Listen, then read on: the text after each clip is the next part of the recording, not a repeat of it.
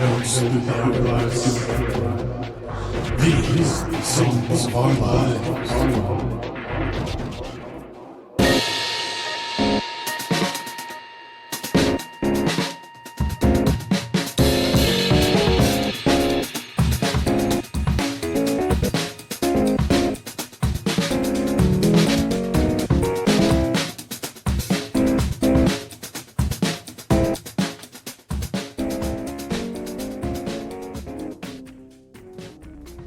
Hello and welcome to the latest episode of Songs of Our Lives. I am Brad Rose. I am an artist, a composer, a writer, the founder of Foxy Digitalis, and somebody who thinks about music and sound far more than is healthy.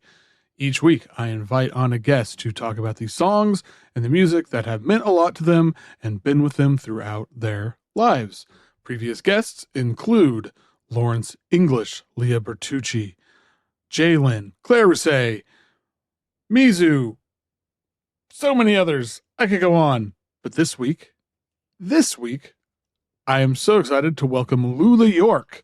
I have become a very big fan of hers, and I think it must have been only a couple years ago that her work really sort of came on my radar. I'm going to say 2 years maybe, but I've really become just a great admirer of not only the music she makes, but she's done some writing about her music and stuff through her newsletter, and it's very thought provoking and just made me reflect a lot on my own creative practice in some new ways, and just the way that she thinks about things is really interesting to me. So, big fan. Her most recent album that came out early this year, Volta, is just it's so good. It's one of my favorite records of the year.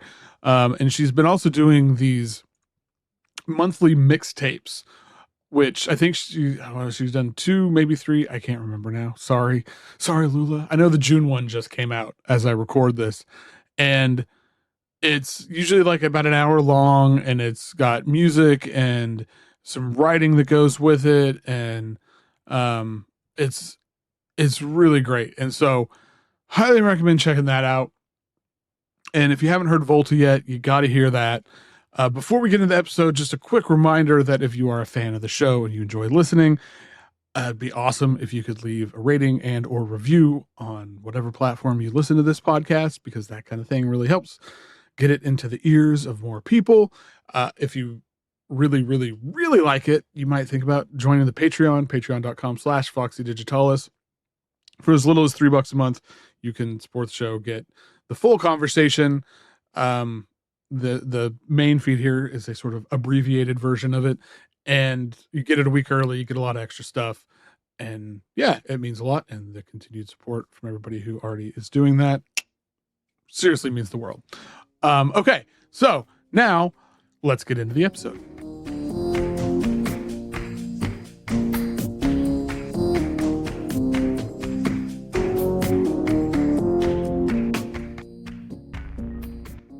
My guest today is a musician, a producer, a writer, an educator. You do workshops and stuff, right? That's right. I do.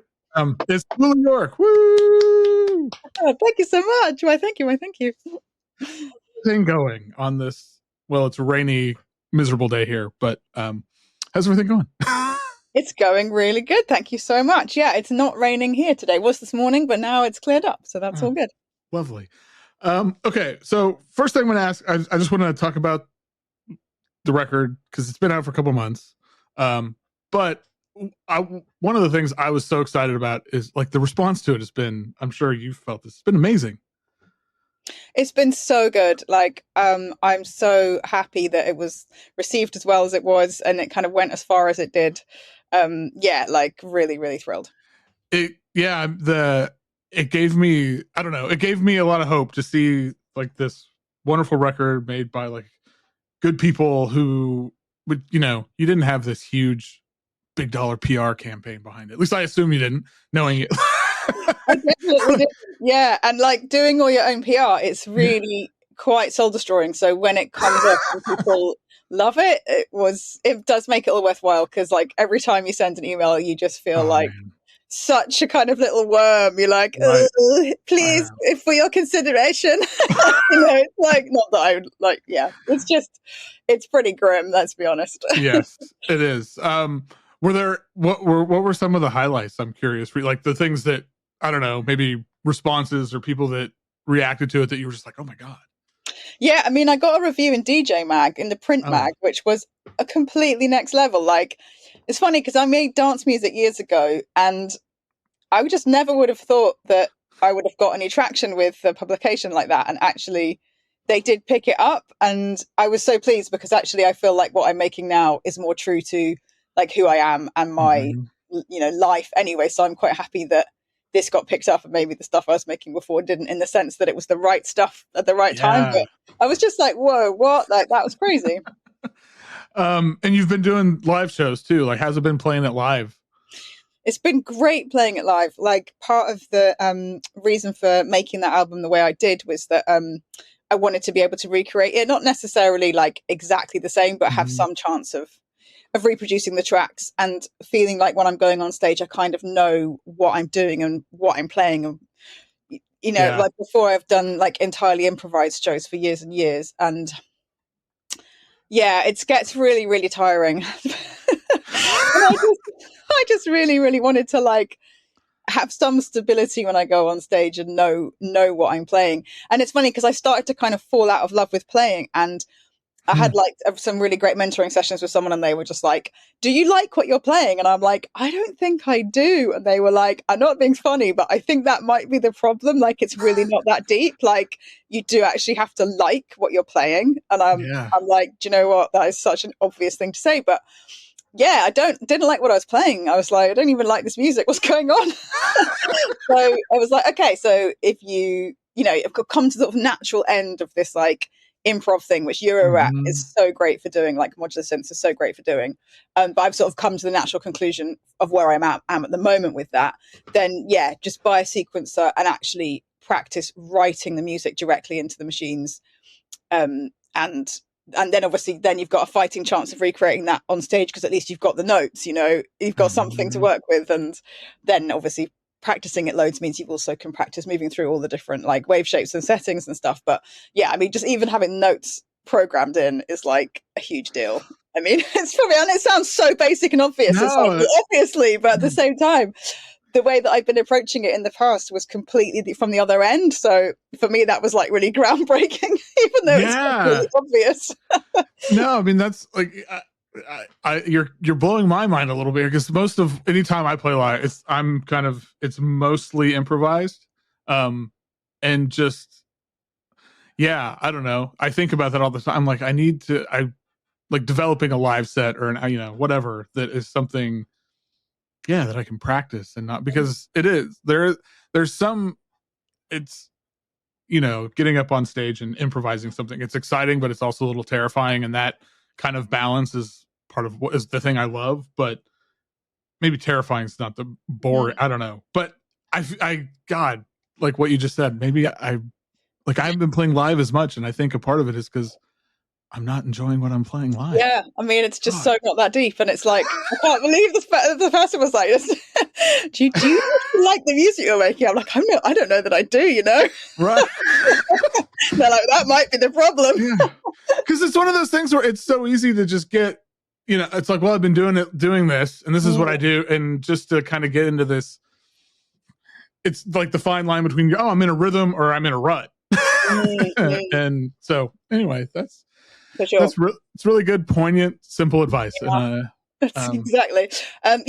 So basically, so I practice running through the set, and it's like, I have had it bomb. I mean, like, I don't think the audience probably noticed or cared, but I, for my personal vibe, felt that one of them bombed. But apart from that, I think all the others have been fine. And the one that bombed, it was because I just didn't practice enough beforehand, and things happened. Oh, that was it. I changed my oscillator, and I swapped it out. I changed 2 oscillators and swapped them out for something else. And it was the very first gig I did with that. And it was just slightly different enough that it threw me, and I couldn't kind of get back in. But it was fine. And as I say, I don't think the audience would have particularly noticed. But I had that moment of flounder, and I don't like feeling like I'm floundering in a set. It's deeply unpleasant. It's Yeah. like the Oh my God, bottom just goes pulled out from under you, and you're just like, ah! Sort of like, whoa. Yeah, Don't like that. Do not love that feeling. No, I had a show it was like 2 Decembers ago that I played, and it was a duo collaboration, and we'd rehearsed and everything was set, and then in the middle of the performance, the equipment I was using I decided to fuck off, I guess. I don't even know.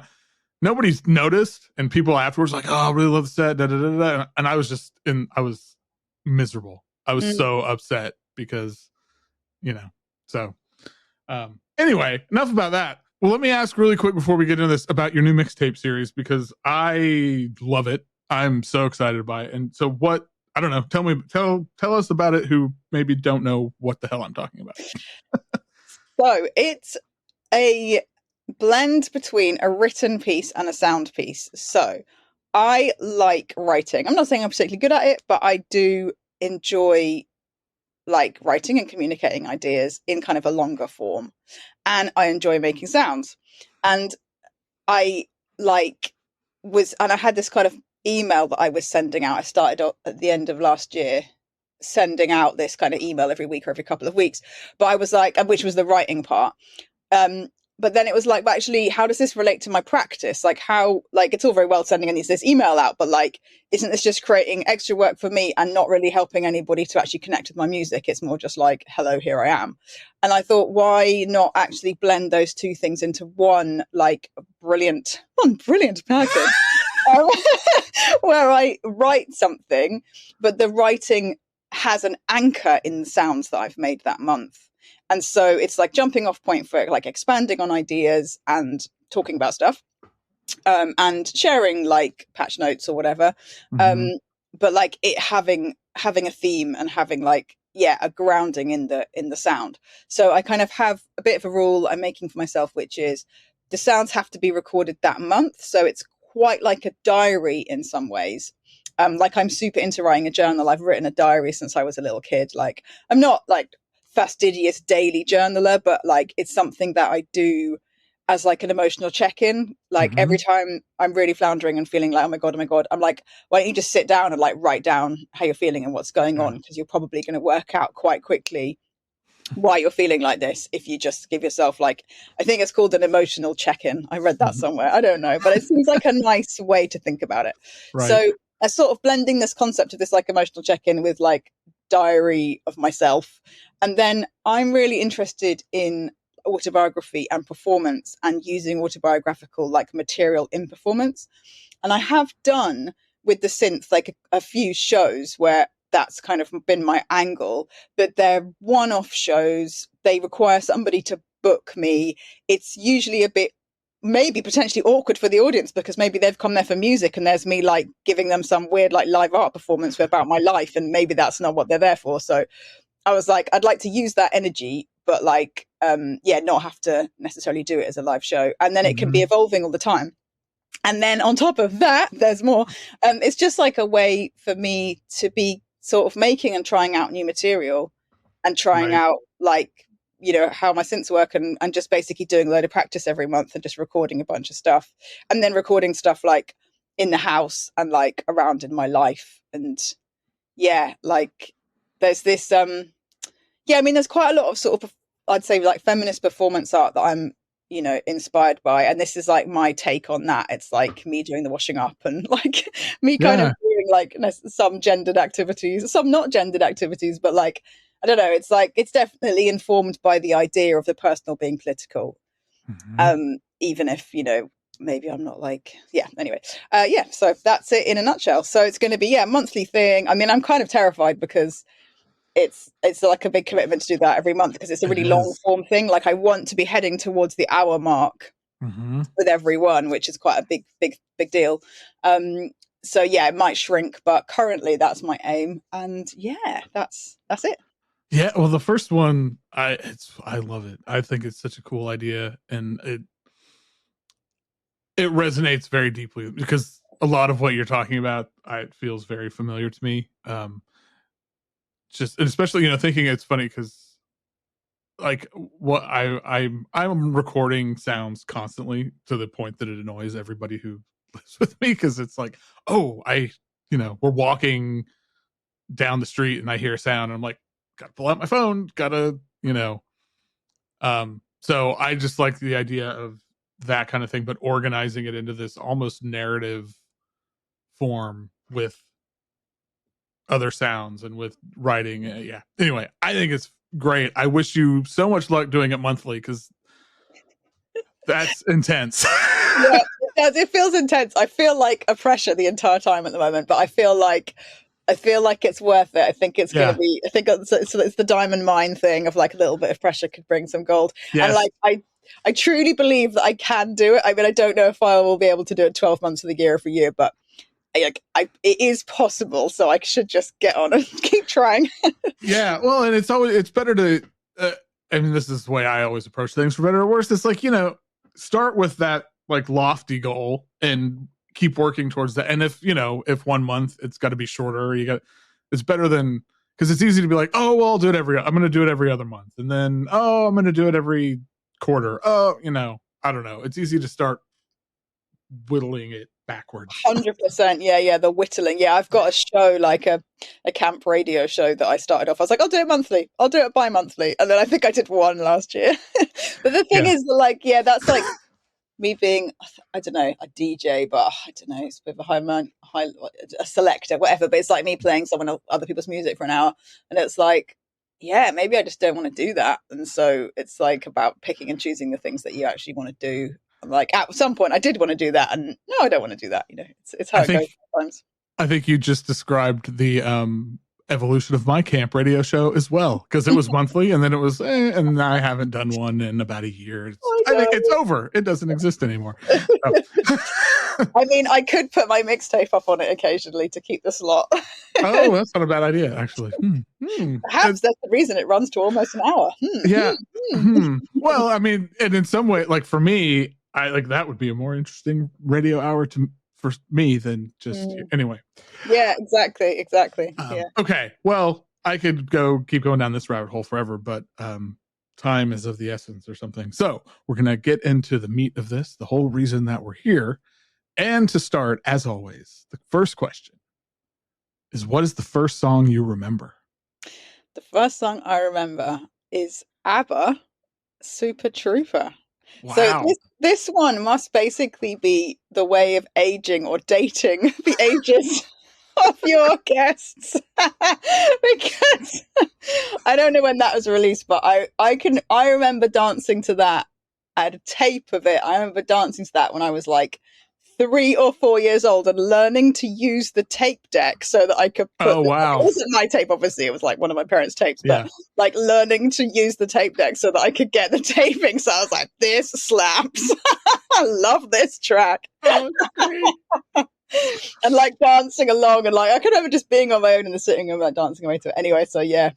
ABBA Super Trooper. I mean, still probably slaps. To be fair, I haven't listened to it in a really long time, so I don't know if it still slaps, but I don't remember the last time I listened to it until I was prepping for this. I think it still slaps. I got a soft spot for ABBA, like the harmonies, it's also kind of like airy, and it's just, I don't know. It's such a vibe. Yeah. You know what? I think that the lyrics to it, though, I did think the other day, I was like, oh my God, has it like poisoned a generation to like want to be musicians? Because it's all like, that it's about getting validation on stage, isn't it? And maybe we got all this subliminal messaging that we would be loved if only we could like get on stage and be under the bright lights. ABBA has so much to answer for. Oh my God, they've been making therapists lots of money for decades. I never thought about that. I think there's something there. No, I don't know. My parents didn't listen to ABBA. I came to ABBA later in life, like when I don't even know when it was, but I have a huge soft spot for it. So, are you a big crier? Do you consider yourself a big crier? Oh my God, I cry at everything. Everything. Well, this one must have been hard for you, but what's a song that will make you cry?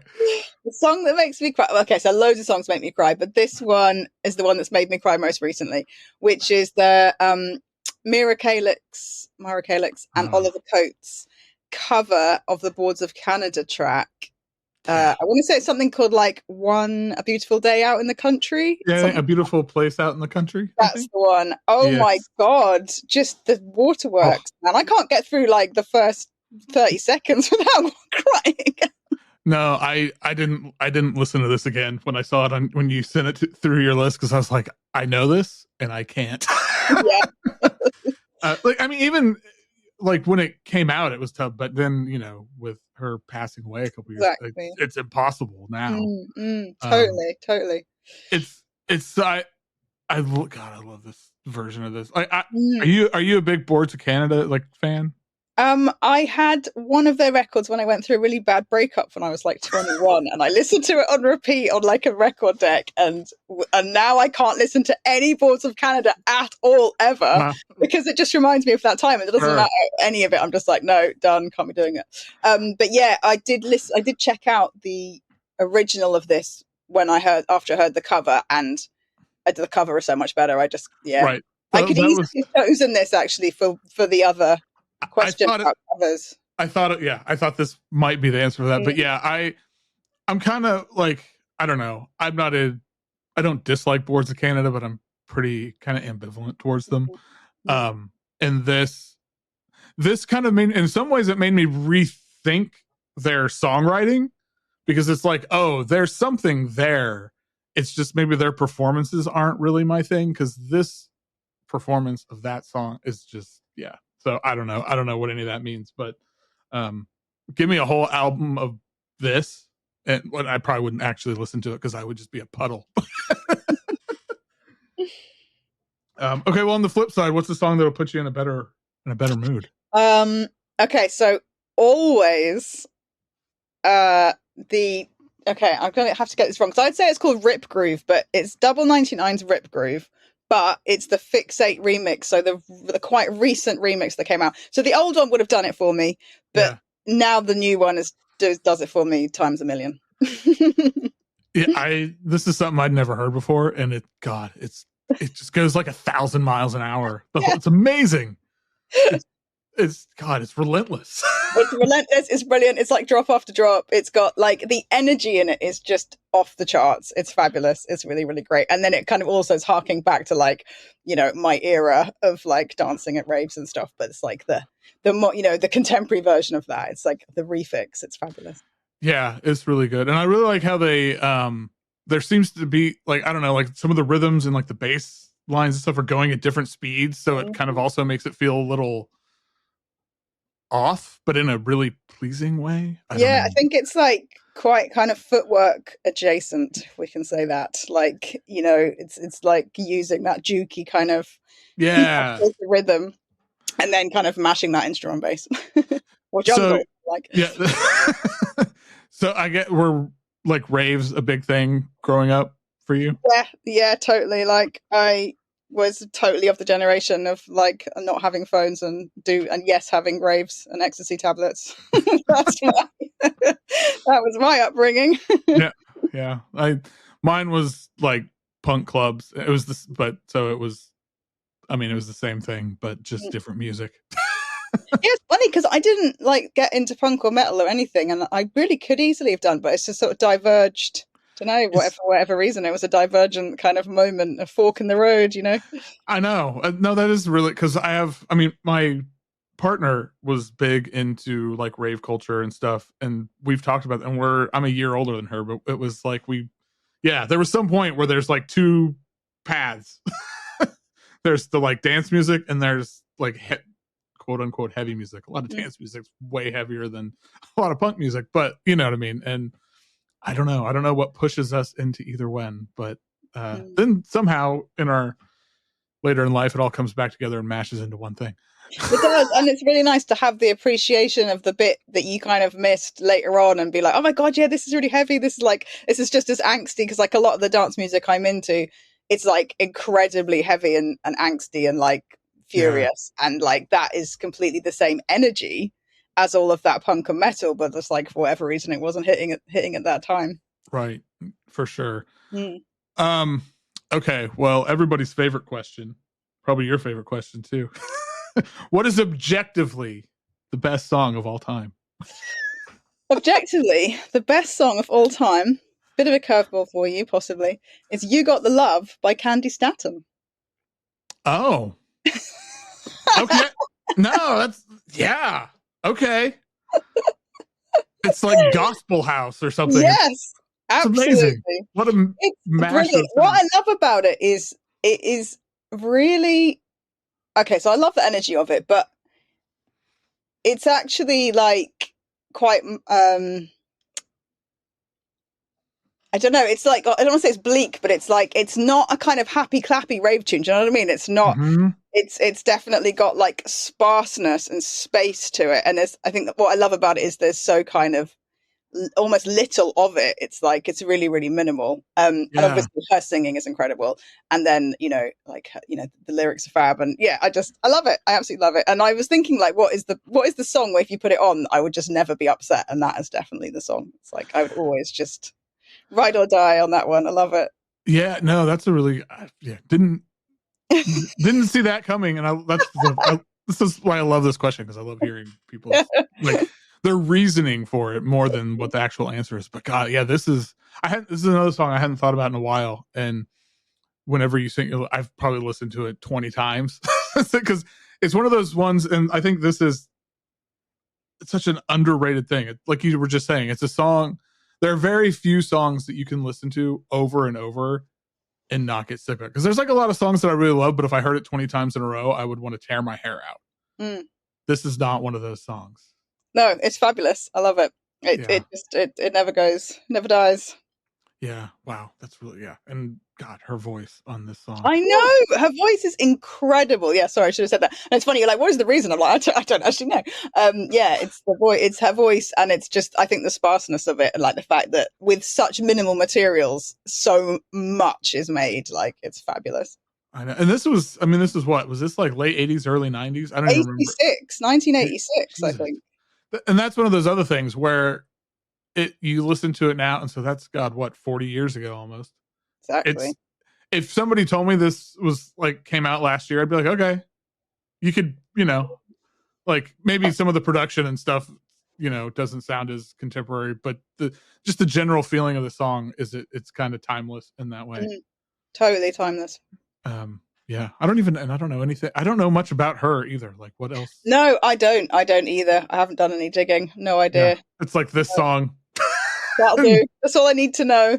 I don't need to do a milkshake duck and find out she's bad, actually. Right. Well, and and the thing is, it's like if this is the only thing you're known for, fine. Yeah. Like we could all hope. Not bad hit rate, is it? To be the best song of all time, objectively the best song of all time. Not bad, right? Yeah. It's like at that point, it's like you just like, all right, thank you, good night. Never be heard from again.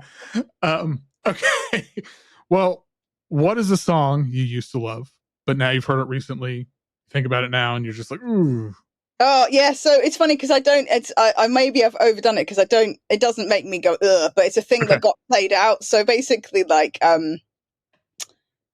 there was a sort of big like dance hall-y dub wave in the UK in like the early 2000s, and it's kind of like it proliferated into a load of festivals and like a whole load, like a big sort of scene. And it got a bit like there was a couple of like anthems of this scene that kind of started to grate on me. And it's funny, but then I did listen to it the other day and I was like, actually, it's still really good. And I feel really bad saying this, but I'm going to say it. Actually, it's not a bad song. It's Lady Saw Under the Sycamore Tree, which actually it's just because it like reminds me. I think I used to love it so much, and then now I started to kind of associate it with like a... Oh, that makes sense. Oh, I totally... a slightly played out scene. But that was about 20 years ago, so maybe it's okay now. Yeah. No, I don't know. I'm not super familiar with Lady Saw. This is so random, but and because this song does like kind of bang, but it does. I know, I feel really bad saying it. The thing I can't get over, so when I recorded an episode, it's on the Patreon. You may have heard it, but it's where I got interviewed for it. Like, so I was on answering the questions, and one of the Patreon questions is like your least favorite song or the worst song. And there is this song. There's an American actor, Steven Seagal. Don't know if you have any idea who that is. You're lucky if you don't. And he also makes really terrible music. and he made this reggae song called Strut, where he sings in a fake Jamaican accent. But Lady Saw does a guest verse on it. Oh, Jesus.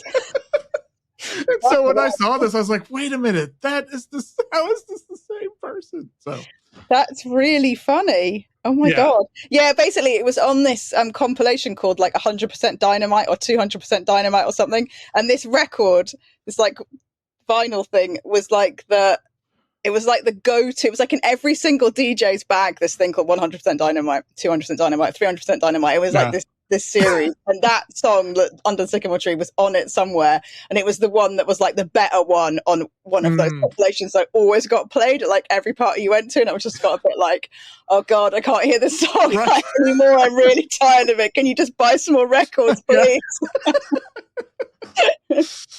Oh, that's funny. Yeah. Well, if I had more time, I think I might try to go down like a Lady Saw rabbit hole, because I'm really curious how you go from like, again, this song is kind of awesome, to you're doing a guest spot on Steven Seagal's song where he's I mean, maybe like cash flow might be the reason. That's probably the reason.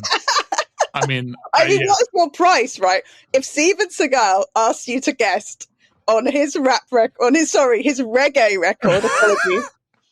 What is your price? 200 G's? 500 G's? 20 G's? At this day and age where, it's real hard to get any money for any music, it'd be real hard to say no. Exactly. She probably was just like, write me a check. I'm done. And then, if you think about it too, then you got a hell of a story to tell. It's like, oh my God, you guys, I was in the studio with Steven Seagal. This fucking and guy. Then he started rapping. You won't believe what happened next. Then he started talking about "Me Want the Punani," because that's one of the lyrics. It's so bad. And I was like, stop. The check cleared, and I got the fuck out of there. Exactly. So more power to Lady Saw, frankly. Okay. Well, what's the song that people hate, somebody hates? I don't know, but you love it. You don't care. It's not. The Gucci Gucci by Kreayshawn. So my friend really hates this song, and every time I get drunk, I put it on. She's like, please stop playing that song. And I'm like, no, it's fun. Again, I haven't heard it for a long time, but I can remember her going, like, actively saying, no, please don't play this. I had not thought about her in a long time. No. I don't even know if she's still around. I don't know. I like the video though. I always thought the video was good to that track. I think it might be partly why I like it so much, because they all get on a car and like they're wearing like Disney bows on there, like they look like Mickey Mouse. They've all got Mickey Mouse heads on or something. I remember really liking the video at the time. I don't know. I mean, again, this must be like at least 10 years old now, probably. It's got to be like early 2010s. I reckon. Yeah. And I don't know anything about her. I don't know who she is or anything. So I've got no like gen on what she's up to or anything. Yeah, it was weird too.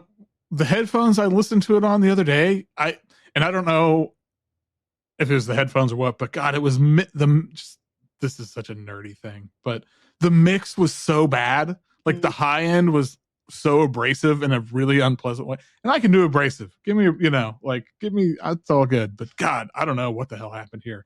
But it was painful. It was painful. Okay. Well, do you consider yourself a romantic? Not really. So this one really, I struggled with this a lot, and I was so relieved when I remembered this tune, because then I was like, hooray, I have an answer for this question. Okay. So what is actually, this nails it. I'm really happy with this. Okay. So what is it? What is the most romantic song? It's The Roots, You Got Me, featuring Erykah Badu. Oh my God. Yeah. It's so romantic. It's lovely because it's like, baby, don't worry, you know that you've got me. And her voice is like syrup, like honey, like, oh my God. And then I love The Roots. I think they're fab. And I'm sort of, I haven't listened to them much for a long time, but I listened to that Questlove podcast recently. He did a whole series with Open Mike Eagle. Forgotten the name of the podcast, but he goes the whole thing of The Roots for like the 20-year history of The Roots. over like about 8 hours, and it was absolutely fascinating. And I got Really? straight back into them again. I was like, oh my god, this puts all that stuff into context, you know, like that's cool. Things Fall Apart, Ill Death, Half-Life, like all Yeah. of those kind of those years. Oh wow, I'll have to listen to that. I know what you're talking about. I think I've had it like saved in my to listen to queue for a while, but that's an endless queue, so I'll have to move it up.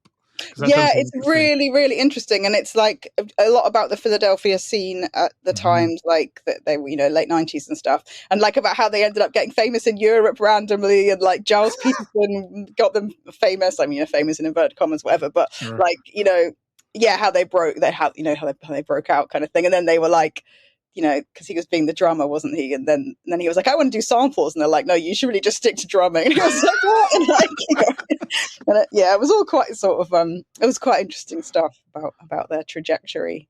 Yeah, that is. Yeah, really sort of, it caused me to like listen to like revisit all of those albums, and I hadn't listened to them for, you know, years and years, and they still really stood up. You know, really, really great stuff. But that song is just absolutely gorgeous.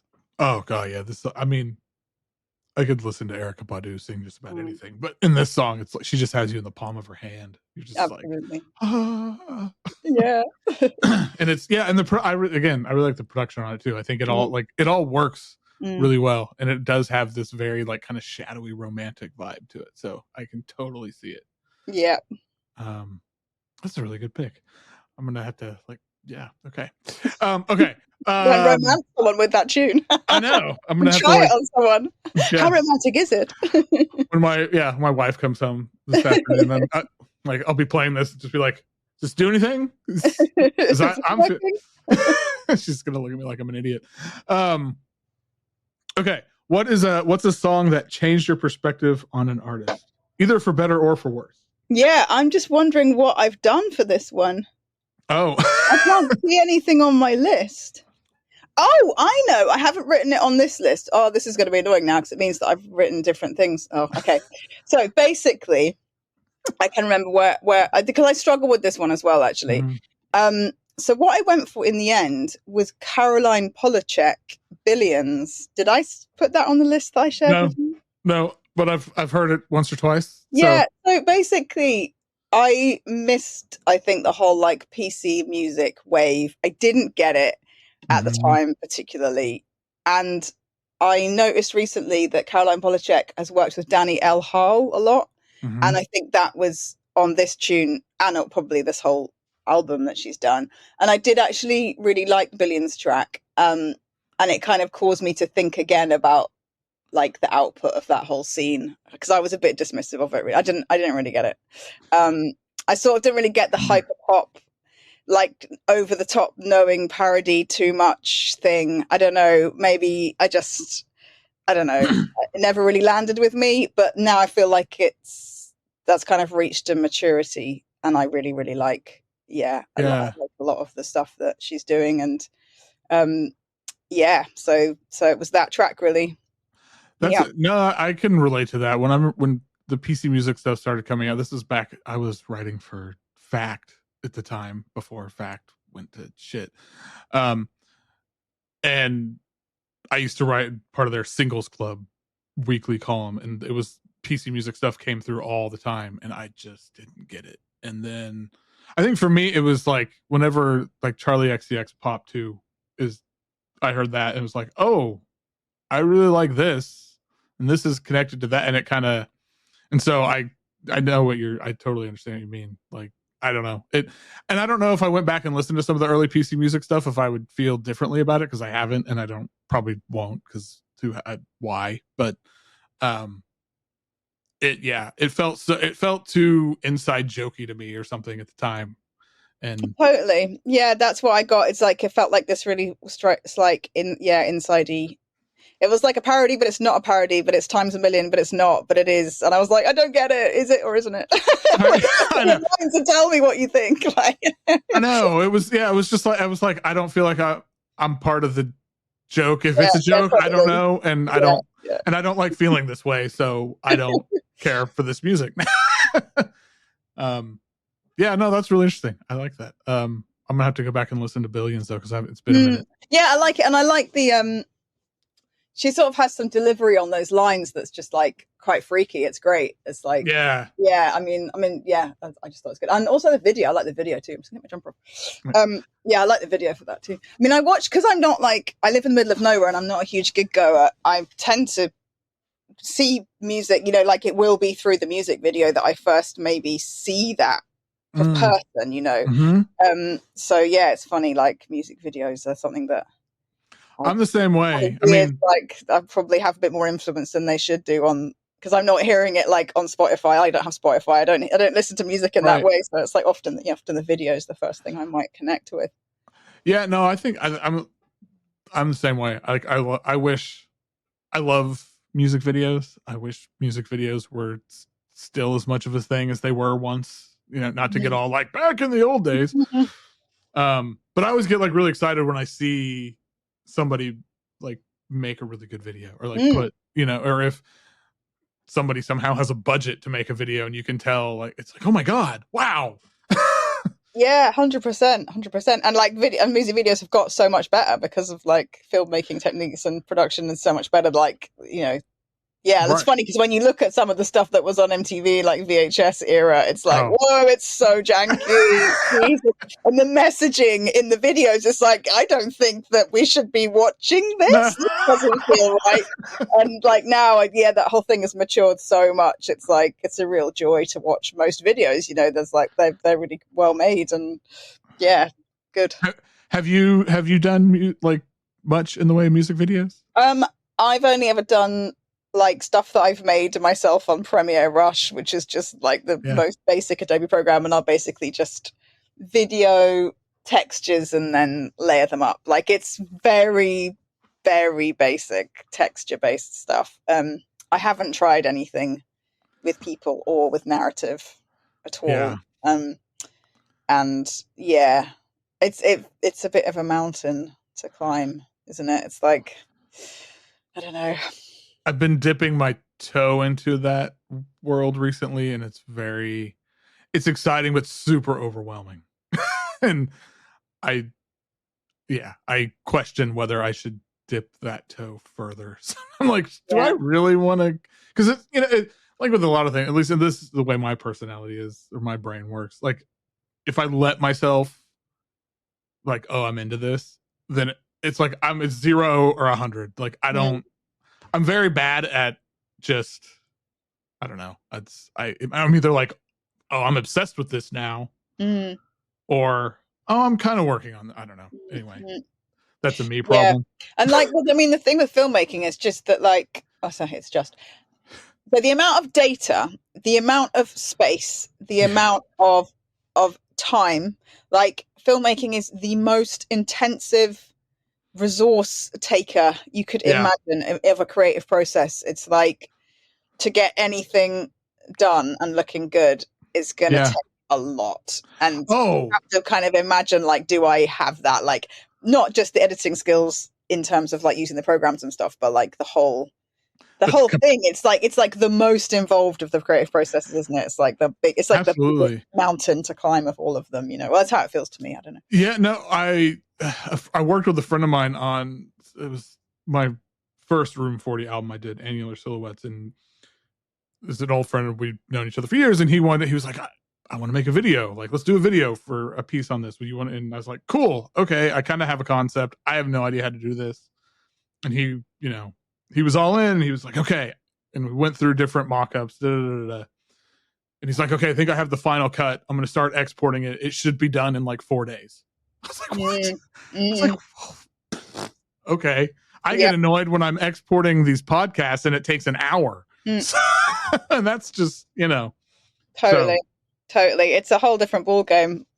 Yeah. I'd need to buy a whole new computer if I was really going to go down, and I don't have the budget for that. So maybe that's my answer. Okay. Off the music video tangent, even though I like talking about music videos. What about lyrics? Are you a lyrics person at all? Because I listen to so much dance music, and so the lyrics are just like absent or whatever. I'm not that much of a lyrics person, and I nearly went for some kind of other stuff.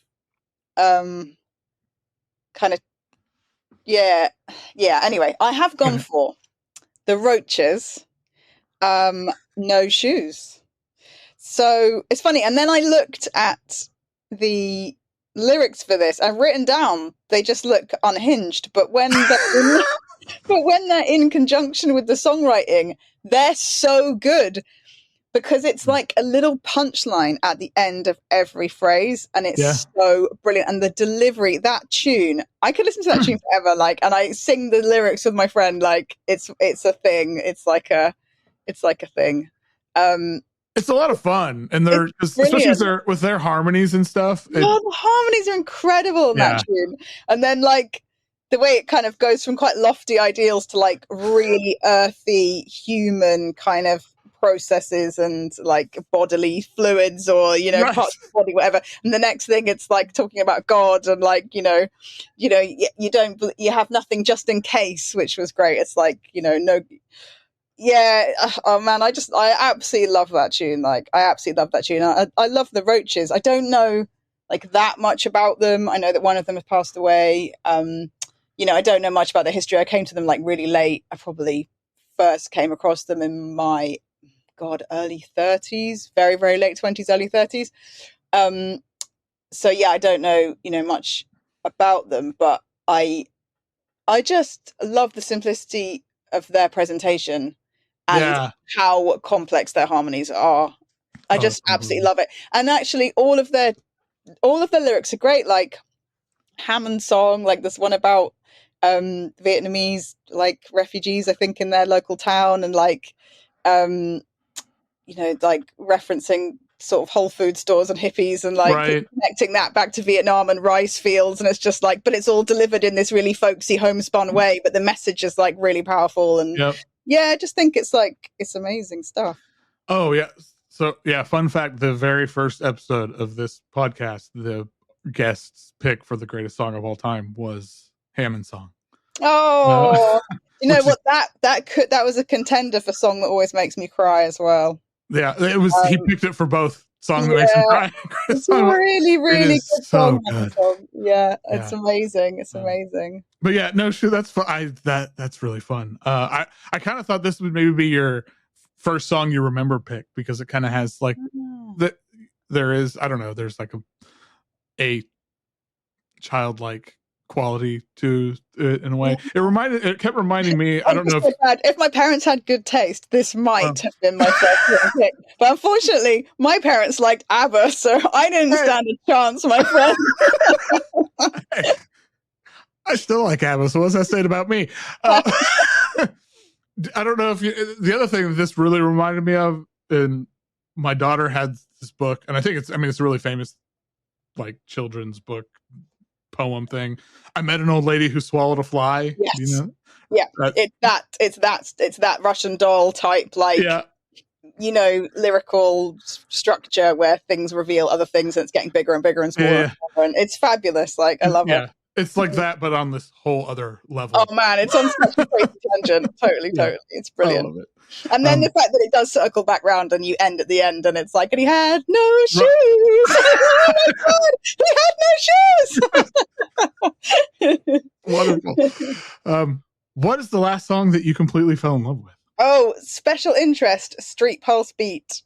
Yes. Oh my God, I love that song so much. And I think I saw it.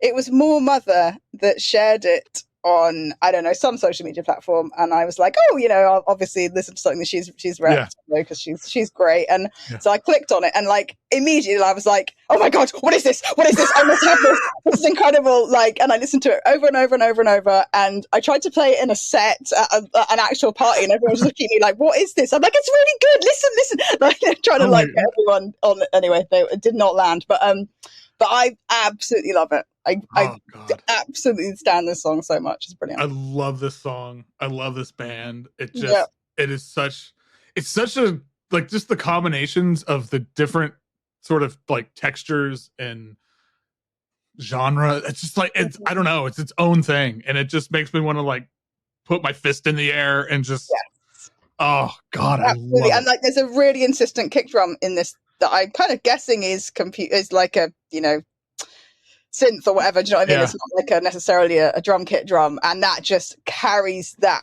through. Do you know what I mean? That bottom end through, Yes. like it just lands so well. I love it. Yeah, and the singer whose name I can't remember right now. Oh God. No, I'm not familiar with who they are actually. I just know are they from Seattle? Something like Seattle? DC, maybe Seattle. Maybe, yeah, somewhere. Anyway, they're from some large city in America.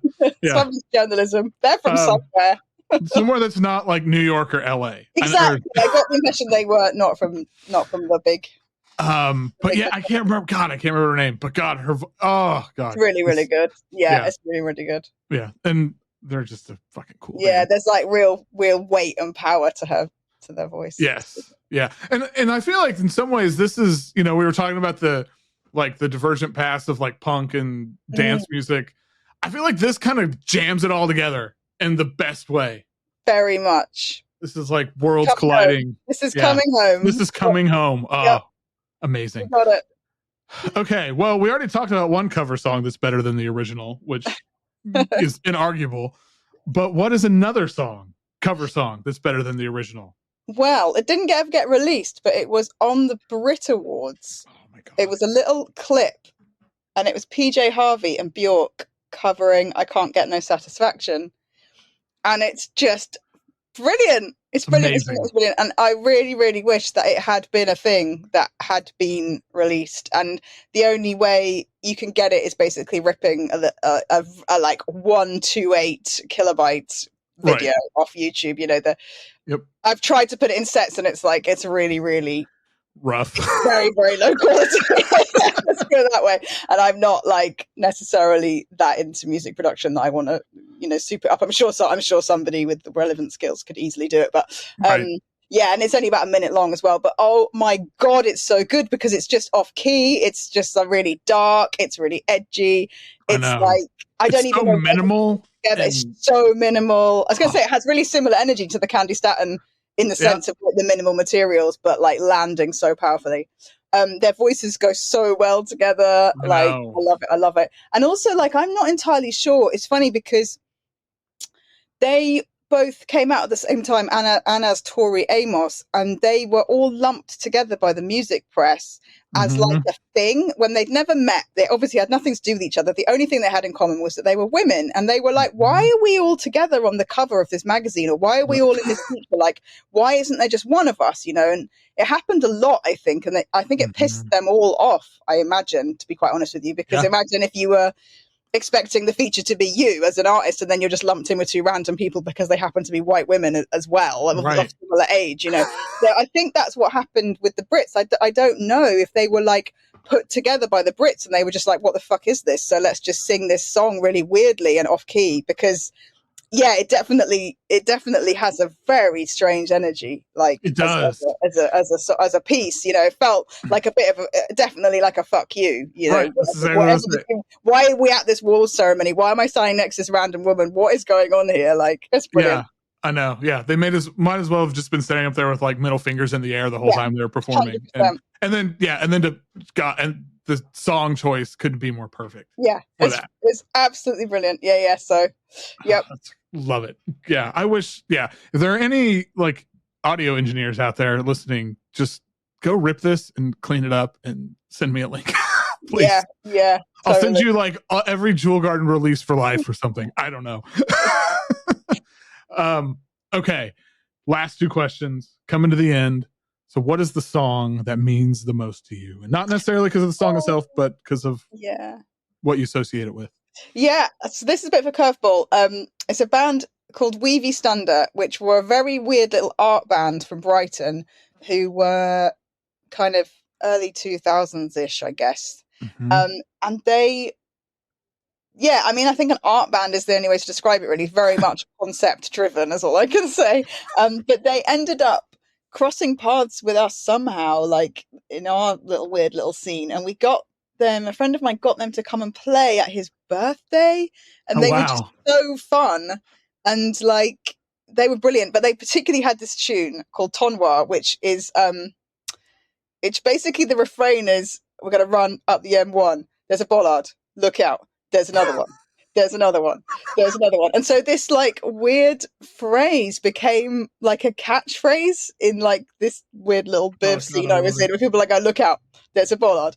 To the point where this DJ called Jerome Hill, who was kind of also a contemporary in like dancey world in London at that time, he did a really fun remix of it, and so he's released that on his label a few years ago, on Hornsey Hardcore, the label's called. And so I think it's just called Bollard. I don't think it's called Weave East Under Tonwa. I think it might just be called something more like about the lyric. But anyway, it's brilliant. So just this tune kind of like had this life way beyond, you know. Yeah. I think you know what, and I looked on their wiki or somewhere because I wanted to find out where did this even come from, and they were like, yeah, this was an improv album. We never expected anything to happen of it. We never we didn't retain any of the information to play these tunes live.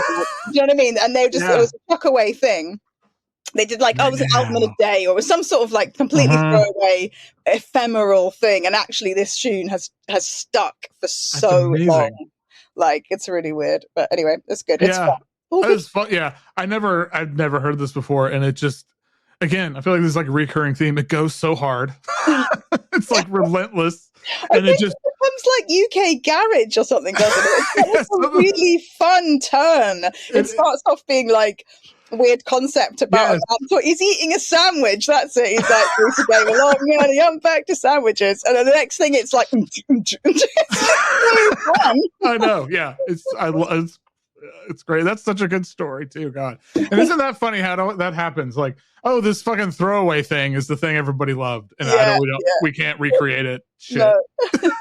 Yeah, because I remember at the point we were like, "Oh, play that tune." They're like, "We can't. We don't. It's not a thing. Sorry." Yeah.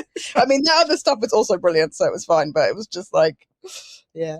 Oh man. Okay. Last question. In this moment, right now, anyway, what is your favorite song? Oh, I haven't got one written down. You don't have a favorite song? No, but I mean, did you ask me that question? Yeah. Oh, what's your favorite song? Okay, and it's not, oh my God, what, more than all of the favorite songs I've already said. Okay, let me think of another favorite song. Okay. Well, I mean, I haven't done any, like, it's funny because as I looked through the list, I was like, thinking of whole areas that I've missed of like musical influences and stuff. And I did think I haven't got any PJ Harvey on there, but I have, because I've got the PJ Harvey and Bjork. Well, there was one other song on your list you sent me. Was there? The Power Within. Oh, okay. Do you know what? I've got them confused. So I think The Power Within might be the objectively best song ever written. Oh. No, I don't know. It's fine. Whatever. Actually, do you know what? I think that might be it. I think I might have got them mixed up, because my argument for The Power Within is just it's because it's kind of a joke, obviously, but it's because it, like, every time you think this song can't get more ridiculous or more overblown or more ludicrous, they throw something else at it, and you're just like, this is just better than Mozart now. This is absolutely crazy. Like, what have they done now? They pressed another button on the sampler, and now they're going to have like this other thing, and it goes on for like, it's like 10 minutes. And then you're like neck deep in it. You're like, is that a fucking Mary Poppins sample? Yes. Okay, so that's what happened. So I'm happy that Candi Staton is objectively the best song ever written. But I actually think that Candi Staton is my favorite song, and The Power Within is the best song ever written. It all comes out in the wash. That's hilarious. No, that's a really good. It is. This song, it's just ridiculous, and I couldn't not include it, because it's like just, I think it's probably the formative, I don't know, it's like one of those formative tunes. And funny enough, I didn't hear it until a little bit later. I mean, I did hear it at the time, but I didn't reconnect to it, because obviously it's like those weird things where you'd get stuff on tape and then you wouldn't know what it was. Do you know what I mean? Right. Like, you just don't know what any of it is, and it's in like this massive long mix someone's made you in 1995, and obviously lost the tape years ago. And then somehow I came across this again. I think it was through my friend. So I've got a friend called Louise who does an old hardcore night. She runs a thing called Distant Planet with her partner, and they have the most encyclopedic collection of hardcore, like as in rave hardcore, sort of 89 to 93, that kind of era.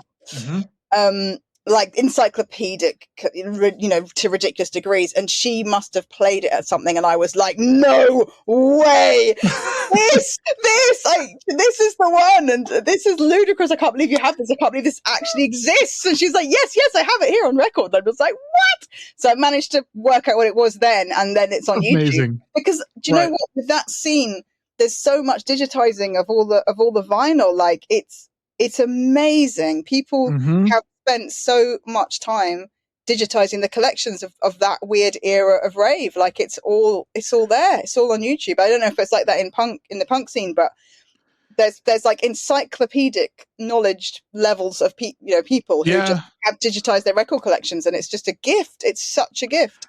A friend of mine who I've known since I was 14 or 15, we were in a punk band together, and we still see each other around. Like we don't hang out often, but he still lives in town. But he has a YouTube channel account or whatever where he has digitized so much old punk stuff that if it wasn't for him, or if it wasn't for people like that, there would be basically no record of it. And exactly, because all the record labels went defunct 30 years ago. The people themselves are not, certainly didn't make enough money that they're going to still be making music. They probably don't even have like one copy of the record, if any copies of the record. Like there are no copies of the record apart from in these like random dusty places. It's like they just wouldn't. You know what I mean? The infrastructure that those records came out of does not support their long-term existence. It's only the people who love those records and who own those records who are able to, make those connections for us today. Yeah. It's such I wish there were, I don't know. It's just such an important thing. Like I wish there were like, it was an organization. There was somebody who was like, actually paying these people for their time to do this and their effort and making a proper archive of some of this stuff. But totally. It is, as you say, it's like an archive, isn't it? And then it's a little bit, it's all in the hands of the gods, because then it's on YouTube, but at any time that platform could decide to delete the video and then it's gone. And it's like, and then what if that person no longer has the record, or they've passed away, or blah, blah, blah. And it's a real shame that those archives are not protected, because they're all we've got of any record of those things even happening. Yeah. Well, that's about the perfect place to end this. Before we go, where can people sign up for where can they hear the mixtapes and sign up for your mailing list and all those things? I'll put the links in the show notes, but yeah, totally. It's all through Bandcamp for my students, as they say. I don't know how else to do it. I mean, there's a vibe of a Patreon maybe, but I don't know. At the moment, I'm just dealing with Bandcamp, so it's all on loulayorke.bandcamp.com. And to sign up to my mailing list, which I would really love you to do if you're listening to this, please sign up to my mailing list.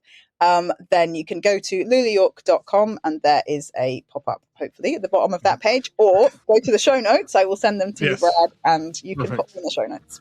Awesome. Well, thank you so much. This was an absolute blast.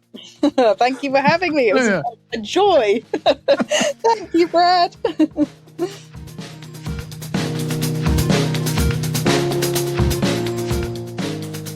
Once again, thank you to Loula Yorke. It took a while to get this one together. Like we've been going back and forth talking about it for months, and so I was so excited when she finally sent me. And I was like, okay, I'm ready, and we made it happen, and it was a blast. Please go sign up for her newsletter and check out the mixtape. The June mixtape is up now, and it's just so good. It's so good. And if you haven't, get Volta. You can hear her playlist, of course. Link is in the show notes. Link to all this stuff in the show notes. And holler at me wherever you want to. If you have some thoughts or feedback, I don't know. I'm easy to find. Otherwise, until next time, keep on listening to whatever the hell you want.